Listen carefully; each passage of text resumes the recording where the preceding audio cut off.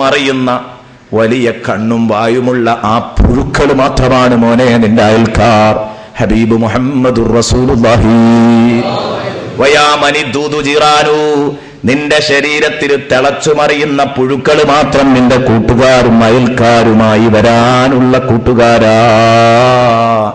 വയാമനി ദൂദു ജിറാനു വയാമനിൽ മുൻകറു വന്നകീറു സുവ്വാറു. ഇവിടെ നീ ഒരു VIP ആണെങ്കിൽ എപ്പോഴും നിന്റെ അടുത്ത് വിസിറ്റേഴ്സിന്റെ തിരക്കാണ്. നീ ഒരു വീട്ടുനാഥനാണെങ്കിൽ പോലും അതാ വലിയ മോനും മക്കളും വന്നു. അവര് പോകുമ്പോഴേക്ക് തൊട്ടടുത്ത മോനും മക്കളും വന്നു. അവര് പോകുമ്പോഴേക്ക് കെട്ടിച്ചയച്ച വലിയ മോളും മക്കളും വന്നു. അവര് പോകുമ്പോഴേക്ക് രണ്ടാമത്തവളും മക്കളും വന്നു. അവര് പോകുമ്പോഴേക്ക് മൂന്നാമത്തവളും പുതിയ പിള്ളയും വന്നു. അല്ലേ? എപ്പോഴും വന്നിട്ട് ഉപ്പാ നിങ്ങളുടെ വിശേഷം എന്തെന്നറിയാൻ മക്കൾ, ആൺമക്കളും പെൺമക്കളും ഒക്കെ വരുന്നു. എപ്പോഴും അവരൊക്കെ വരുമ്പോ നാരങ്ങയോ ആപ്പിളോ ഒക്കെ ആയിട്ട് എപ്പോഴും നിനക്ക് കാണിക്കയുമായിട്ടാ വരുന്നത്. എന്നാ ചിന്തിച്ചോ, നാളെ നീ മരിച്ചു ഖബറിൽ കിടക്കുമ്പം നിന്നെ വന്ന് സന്ദർശിക്കാൻ ആരാ ഉള്ളത്? എന്റെ പ്രിയപ്പെട്ട കൂട്ടുകാരാ, ഇവിടെ നീ ഇടവഴിയിലാണെങ്കിലും നടവഴിയിലാണെങ്കിലും ഓഫീസിലാണെങ്കിലും നിന്റെ പ്രൈവറ്റ് റൂമിലാണെങ്കിലും എവിടെയും നിനക്ക് വിസിറ്റേഴ്സിന്റെ തിരക്കായിരുന്നു, സന്ദർശകരുടെ തിരക്കായിരുന്നു അല്ലേ? എന്നാ നാളെ ഖബറിൽ കിടക്കുമ്പം വയാമനിൽ മുങ്കറു വന്നകീറു സുവ്വാറു, മുങ്കർ നകീർ അലൈഹിമസ്സലാം മാത്രം സന്ദർശകരായി വരാനുള്ള കൂട്ടുകാരാ. വയാമനിൽ മുങ്കറു വന്നകീറു സുവ്വാറു, അവര് മാത്രം സന്ദർശകരായി വരാനുള്ള കൂട്ടുകാരാ. നാളെ ഖബറിൽ കിടക്കുമ്പോൾ നമ്മളെ വന്ന് സന്ദർശിക്കുന്ന സന്ദർശകർ ഇവരോ ഹദീസുകളിൽ പരിചയപ്പെടുത്തിയത് കുറച്ച് ഭീകരവുമാണ്. നീലക്കണ്ണന്മാർ ഭയപ്പെടുത്തുന്ന രൂപത്തിൽ വന്നുകൊണ്ട് നമ്മളെ ചോദ്യം ചെയ്യുന്നു. പടച്ചവനെ ഓർക്കാൻ വയ്യ റബ്ബേ. ഈ പരലോക കടമ്പകളൊക്കെ ഈ 10 ദിവസം ഇവിടെ സമ്മേളിച്ച എന്റെ പ്രിയപ്പെട്ട കൂട്ടുകാർ, സൂറത്തുൽ വാഖിയയുടെ ചർച്ചയ്ക്ക് പങ്കെടുത്ത എന്റെ പ്രിയപ്പെട്ട കൂട്ടുകാർ, അതുപോലെ ഇന്ന് പുതുമുഖങ്ങളായി എത്തിയവരുണ്ടാവാം, എല്ലാവരും റഹ്മാനായ റബ്ബേ ഞങ്ങൾക്കൊക്കെ നീ ആ ഘട്ടങ്ങൾ മുഴുവനും നീ സിമ്പിളാക്കി തരണം റഹ്മാനെ, എളുപ്പമാക്കി തരണം റഹ്മാനെ, പ്രയാസകരമാക്കല്ല റഹ്മാനെ, എളുപ്പമാക്കി തരണം റഹ്മാനെ. റബ്ബേ ഞങ്ങൾ ചെയ്ത പാപാധിക്യം കൊണ്ട് ഞങ്ങളെ നീ പിടിച്ചു ശിക്ഷിക്കല്ല റഹ്മാനെ. ഒന്ന് ചിന്തിച്ചു നോക്കൂ, എനിക്കും നിങ്ങൾക്കും വരാനുള്ള ഗതികേടാണിത്. വയാമനിൽ മുങ്കറു വന്നകീറു സുവ്വാറു. അല്ലാഹുവിന്റെ ഹബീബ് സല്ലല്ലാഹു അലൈഹി വസല്ലം ഇതുവരെ ആ ഹദീസിലൂടെ തന്റെ പ്രിയപ്പെട്ട സദസ്യരെ വിളിച്ചത് യാമൻ യാമൻ യാമൻ യാമൻ യാമൻ, എടോ സുഹൃത്തേ സുഹൃത്തേ, കൂട്ടുകാരാ കൂട്ടുകാരാ എന്ന ഭാഷയിലാ വിളിക്കുന്നത്. എന്നാൽ ഇനി ശൈലിയൊന്നു മാറുന്നു, ഇനി ശൈലിയൊന്നു മാറുകയാണ്. യാ അയ്യുഹൽ മുവദ്ദിഉ ഗദൻ, നബി തങ്ങൾ ശരിക്കതാ മനസ്സിലേക്ക് ഇടപെടുകയാണ്. യാ അയ്യുഹൽ മുവദ്ദിഉ ഗദൻ, നാളെ തന്നെ യാത്ര ചൊല്ലി പിരിയേണ്ട സുഹൃത്തേ. ശരിക്ക് കണ്ടാ, നാളെ തന്നെ യാത്ര ചോദിക്കേണ്ടവനെ, ഉർസഹു തന്റെ ഇണക്കിളികളോട് നാളെ തന്നെ യാത്ര ചോദിക്കേണ്ടവനെ. നിങ്ങളെ ഭാര്യമാരോടൊക്കെ ഒരു പക്ഷേ നിങ്ങൾ നാളെ യാത്ര പറയേണ്ടി വരും. നിങ്ങളെ ഇണകളോട് നിങ്ങൾ ഒരു പക്ഷേ നാളെ യാത്ര പറയേണ്ടി വരും. ആരുറപ്പിച്ചു?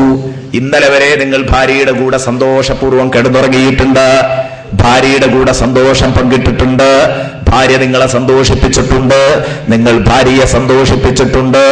ഇന്നും അതേ രൂപത്തിൽ സന്തോഷപൂർവ്വം ജീവിക്കണമെന്ന് നിങ്ങൾ നിയ്യത്താക്കിയതാണ്, നാളെയും അങ്ങനെ ജീവിക്കണമെന്ന് കരുതിയതാണ്.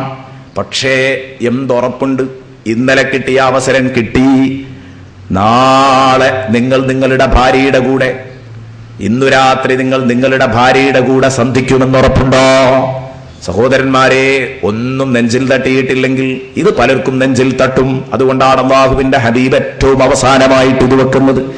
യാ അയ്യുഹൽ മുവദ്ദിഉ ഗദൻ ഉർസാ, ഇന്നലെ വരെ ഭാര്യയെ കെട്ടിപ്പിടിച്ചുറങ്ങിയവർ, അവർ അങ്ങോട്ടും ഇങ്ങോട്ടും അതാ തിരിച്ചും മറിച്ചും സന്തോഷിപ്പിച്ചവർ, അവർക്ക് നാളെ വരാനുള്ള ഗതികേടാ റസൂലുള്ളാഹി പറഞ്ഞത്. മക്കളെ, ഇന്നലെ നിങ്ങൾ ഭാര്യമാരുടെ കൂടെയായിരുന്നെങ്കിൽ നാളെ ഒരുപക്ഷേ നിന്റെ സഹധർമ്മിണി മണിയറയിലാകുമ്പം നീ മണ്ണറയിലായിരിക്കും. അല്ലെങ്കിൽ നീ മണിയറയിൽ അവളില്ലാതെ വിതുമ്പുമ്പം നിന്റെ ഭാര്യ ഒരു പക്ഷേ മണ്ണറയിലായിരിക്കാം.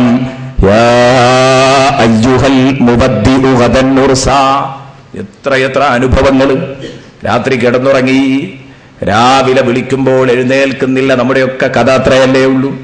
ഇത്രയും അങ്ങ് പറഞ്ഞപ്പോഴേക്ക് സദസ്സ് പൊട്ടിയപ്പോൾ നബിതങ്ങൾ പറഞ്ഞു, ഞാൻ വീണ്ടും വീണ്ടും നിങ്ങളെ വേദനിപ്പിക്കുകയാണെന്ന് കരുതരുത്. നോവിക്കുന്ന മനസ്സിനെ വീണ്ടും വീണ്ടും കുത്തി നോവിക്കുന്നു എന്ന് മനസ്സിലാക്കരുത്. ഞാൻ എങ്ങനെ ഇത് പറയാതിരിക്കും? യാ യുഹൽ മുവദ്ദിഉ ഗദൻ നുർസാ എന്ന് പറഞ്ഞിട്ട് നബിതങ്ങൾ പറയാ, ഞാൻ എങ്ങനെയാ പറയാതിരിക്കുക? ഞാനിത് പറയാനുള്ള കാരണം എന്താണെന്നറിയോ?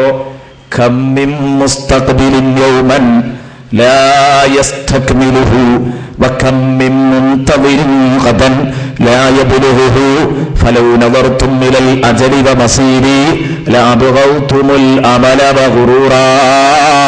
ഈ പച്ചയായ യാഥാർത്ഥ്യം ഞാൻ എന്റെ കൺമുമ്പിൽ കാണുമ്പോൾ, നിങ്ങൾ കാണുമ്പോൾ ഉത്ബോധിപ്പിക്കപ്പെടാതിരിക്കാൻ പറ്റുമോ? ഹബീബ് മുഹമ്മദുർ റസൂലുള്ളാഹി. ഞങ്ങൾ ചോദിക്കുക, എങ്ങനെയാ ഞാൻ ഉത്ബോധിപ്പിക്കാതിരിക്കുക? ഞാൻ നിങ്ങളും കാണുന്ന ചിത്രം എന്താ? ഖമ്മിൻ മുസ്തഖ്ബിരിൻ യൗമൻ, ഓരോ ദിവസത്തെയും അഭിമുഖീകരിക്കുന്ന എത്രയെത്ര മനുഷ്യന്മാർ, ഓരോ ദിവസത്തെയും അഭിമുഖീകരിക്കുന്ന എത്രയെത്ര മനുഷ്യർ, ഓരോ ദിവസത്തെയും അവർ അഭിമുഖീകരിക്കുന്നു എന്ന് പറഞ്ഞാൽ ഇന്ന് വെളുക്കാൻ ഭാഗ്യമുണ്ടായി, പക്ഷേ ലാ യസ്തക്മിലുഹു, ഇന്നത്തെ ദിവസം പൂർത്തിയാക്കാൻ അവന് ഭാഗ്യമില്ല. വെളുത്തു, ഇരുട്ടാൻ ഭാഗ്യമില്ലാത്തവൻ. ഇന്ന് വെളുത്തു, പക്ഷേ രാത്രിയാകുമ്പോഴേക്ക് അവൻ മരിച്ചു. അല്ലേ? ഇങ്ങനെയുള്ള എത്ര മനുഷ്യന്മാർ.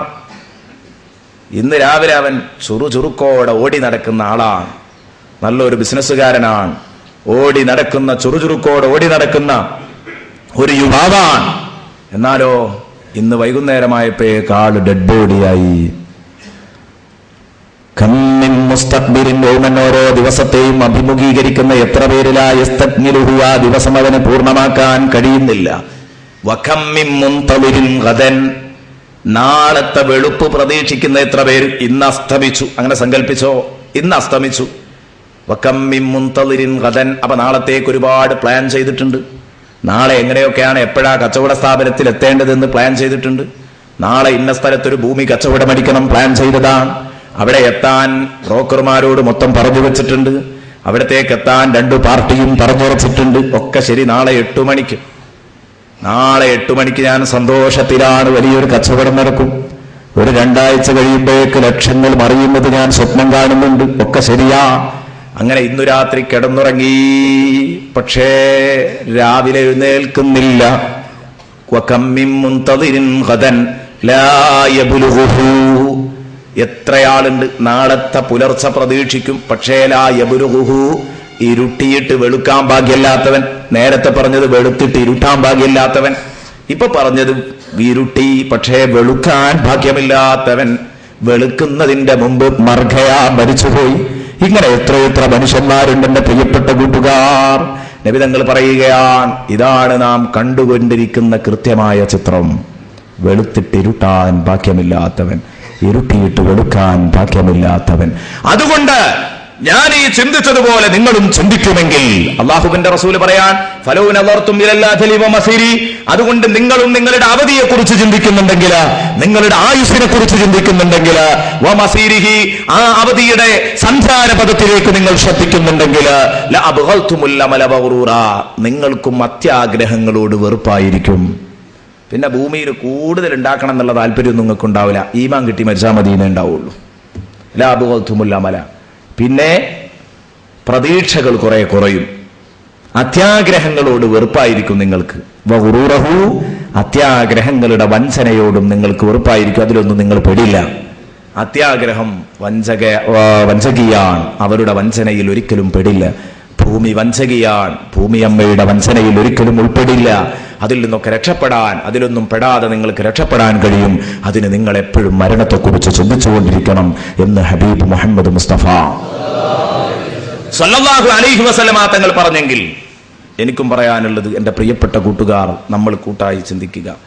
ഈ 10 ദിവസം നാം ചർച്ച ചെയ്ത വിഷയങ്ങളൊക്കെ ഞാൻ തുടക്കത്തിൽ നിങ്ങളോട് പറഞ്ഞിട്ടുണ്ട്. ഇതിനുള്ള താമസം എത്രയാ? കണ്ണാണ്ട് ചിമ്മ, അതിനൊരു സെക്കൻഡ് മതി. എണീക്ക,